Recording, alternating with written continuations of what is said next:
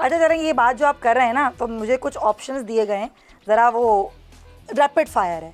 अच्छा कुछ शख्सियात के मैं नाम लूँगी, सियासी शख्सियात हैं, अगर वो आप बताना चाहेंगे वो सियासत में ना होते तो वो क्या होते?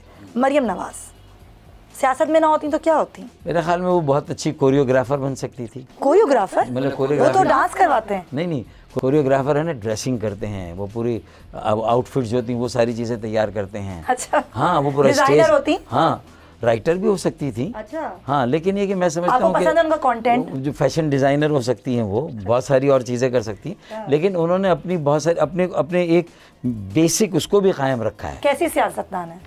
अब देखिए, सियासतदान बहुत अच्छी है, लेकिन मुकम्मल अगर अपने वालिद मोहतरम के नक्शे कदम पर चलेंगी ना तो बहुत जल्दी वो भी महाज़ाराई पे गए, ठीक है, अल्ताफ़ हुसैन साहब भी महाज़ाराई पे गए, सही, इमरान खान भी महाज़ाराई पे चले तो वो नहीं होना चाहिए। मरियम नवाज भी महाज़ाराई पे चली जाएगी, तो वो नहीं होना चाहिए मेरे ख्याल में, नहीं होना चाहिए। फवाद चौधरी तो मैं समझता हूँ कि उन्हें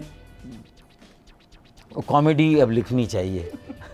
कर तो रहे हैं कॉमेडी एक्ट बहुत कर लिया, अब लिख लें कुछ कॉमेडी। फिरदौस आशिक अमान डॉक्टरी करें वो मेरे जैसे डिग्री को वो करें, डिग्री का वो तो इस्तेमाल आपको भी कह सकती हैं आप डॉक्टरी अगर मुझे कहें, और अगर लगता है कि मैं भी फेल हो गया उनकी तरह तो बिल्कुल वो कहें, उनका हक है। अच्छा हाँ, अच्छा ये लेकिन अगर कराची के लोग और आवाम फैसला करेंगे कि मुझे इलेक्शन से ज़्यादा जिस चीज़ में दिलचस्पी है कि नौजवानों की एक नई क़यादत, नए चेहरे, नया खून उनके हाथों में हम देकर जाएं, ये सारी बागडोर सियासत की और नज़रिए की, एक मिडिल क्लास पढ़ा लिखा सियासी अमल MQM के अलावा किसी के पास था ही नहीं, और MQM की जगह कोई कराची में और सिंध के शहरों में ले भी नहीं सका, तो ये वैक्यूम और नुकसान पहुँचाएगा। तो ये आप फिर यही करें जो आप कर रहे हैं। यही मैं कर रहा हूँ।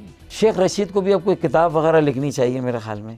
कौन सी किताब लिखी? क्योंकि उनके भी बहुत सारे तजुर्बे नाकाम हो गए। उन पे कई किताबें लिखी गई हैं वैसे। वो भले लिखी गई हों और उन्होंने अब तक बड़ी अपनी दानिश में कामयाब सियासत की थी, लेकिन मेरे ख्याल में एक वक्त आना था ये सियासत अब वो बैठ जाएं किताब लिखें। अब किताब लिखें, लिखवा लें किसी से लिखवा लें।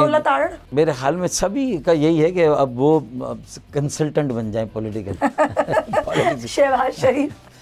शहबाज शरीफ देखें, इकोनॉमी या बिजनेस माइंड उनका, एंटरप्रेन्योरियल, उनको भी चाहिए कि वो एक टीम ऐसी निकाल के दे जो नौजवानों की हो, यूथ जो है वो एंटरप्रेन्योरियलशिप जो है ना उनको आगे लाएं।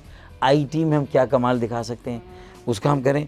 इसके अलावा दुनिया में जो भी नए रुझानात हैं उसमें हमें किस तरह कनेक्ट करना है, हमारी इंडस्ट्री को हमारी एजुकेशन के साथ कैसे कनेक्ट करना है, ये करें। एक अच्छे एडमिनिस्ट्रेटर ज़रूर हैं, अच्छे सियासतदान भी हैं। एक ऐसे डेवलपमेंट कमीशन बने आर्टिकल 149(4) में, उसमें एहसन इकबाल को होना चाहिए, शहबाज शरीफ को होना चाहिए, ये इन लोगों की ज़रूरत है। शाहिद खाकान अब्बासी की मेरिट को आप कम नहीं कर सकते। PMLN के पास लोग अच्छे हैं, लेकिन उनकी भी उनका इस्तेमाल सही नहीं हुआ। सही। इसी तरह MQM में भी अच्छे लोग। बता दिया वो MQM तो नहीं, आप अगर सियासत में ना होते तो क्या होते? देखिए, मैं कहीं पर भी होता ना, मैं वहाँ सियासत ही कर रहा होता। अच्छा। मिसाल के तौर पर अगर मैं डॉक्टर ही बनता तो पाकिस्तान मेडिकल एसोसिएशन की एक सियासत है, मैं वहाँ पर होता, वहाँ हम लोग इलेक्शन लड़ रहे होते, वहाँ हम डॉक्टर्स के और पैरामेडिकल जो हमारा वो है उनके मसाइल को हम उठा रहे होते। तो कहीं ना कहीं एक सरिश्त में होती है ना, एक निज़ाम से बगावत अगर है आपकी सरिश्त में, और उसकी आपने पिंच को महसूस कब किया जब कोटा सिस्टम ने मेरे दाखिले के रास्ते में रुकावट डाली। 1 नंबर से मेरा दाखिला रह गया मेडिकल कॉलेज में, 10 पर्चे रिपीट किए मेहनत करके, तो फिर 1 नंबर से कराची में रह गया, मैं लियाकत मेडिकल कॉलेज चला गया जामशोर, और वहाँ जो मिजाज पुरसी कौम परस्तों ने की है कि भाई वो 2nd और 3rd डिवीज़न में उनको डॉक्टर वो बन जाते थे, हम आला 1st डिवीज़न पे नहीं बनते थे, लेकिन फिर भी कौम परस्ती की उसमें चक्की में उसमें आप पिसे हैं बहुत, हम पिसे ना, और सब पिसे हैं उसमें। डॉक्टर खालिद मकबूल सिद्दीकी पिसे हैं, वो तो हैदराबाद से थे उन्होंने, और उनके मामू ने तो बहुत करीब से ये सारी चीज़ें देखी। उनकी तो MQM से और ज़्यादा इसलिए निस्बत बनती है कि उन्होंने तो सब कुछ अपने सामने होता हुआ देखा है। अगर आपको ये वीडियो पसंद आई है तो सब्सक्राइब करें और बेल आइकन पर क्लिक करें। सब्सक्राइब करें और बेल दबाएं ताकि कोई खबर रह न जाए।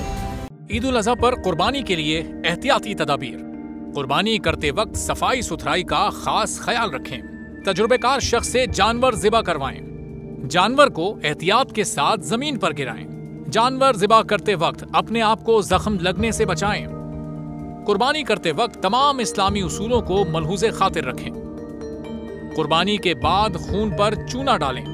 कुर्बानी के आलाइशों और बाकियात को खुली जगह पर ना डालें। जानवरों के फुजले और आलाइशों को महफूज तरीके से तल्फ करें। गंदगी फैलाने से गुरेज करें और हुकूमती हिदायत पर अमल करें।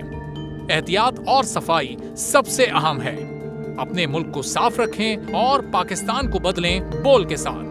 बोल की सफाई मुहिम का हिस्सा बनने के लिए अभी इस नंबर पर राब्ता करें 0337 0310 377 ताकि बोल आपकी शिकायत मुतल्लिका इदारों तक पहुंचा सके।